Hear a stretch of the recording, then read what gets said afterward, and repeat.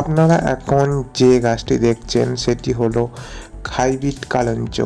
Hybrid কালঞ্চ প্রচুর পরিমাণে ফুল হয়ে থাকে।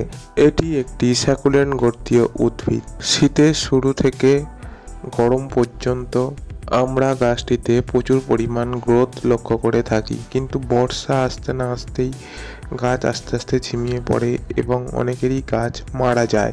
আজ আমি আপনাদের বলবো এই গাছটিকে কিভাবে সারা বছর বাঁচিয়ে রাখা যায় এবং সুন্দর সুন্দর চারা করে গাছটির পরিমাণ বাড়ানো যায়।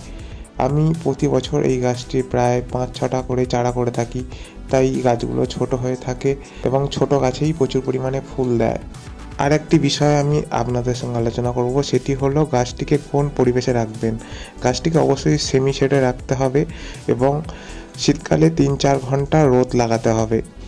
গাছটিতে কি মিডিয়া ইউজ করছি এটা অনেকে প্রশ্ন করতে পারো, তাই বলে দিই গাছটি হচ্ছে বালি, মাটি এবং ভার্মি। বালির পরিমাণ একটু বেশি, বাকি দুটো সমান সমান দিয়ে আমি মিডিয়া প্রস্তুত করে থাকি।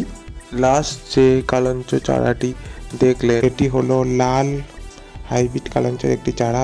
ফেব্রুয়ারি মাসের শুরুতে আমি ডালটি কাটিং করি গাছ থেকে এবং রুট করাতে বসিয়ে দিই। আজ 1 মাস পরে রুট ধরে গাছটি গ্রোথ নিয়ে নিয়েছে, তাই নতুন একটি চারা আমি পেয়ে গেলাম। পরের বছর এই চারা থেকে আবার নতুন ফুল পাবো। গাছটিতে বেশি সারের প্রয়োজন হয় না।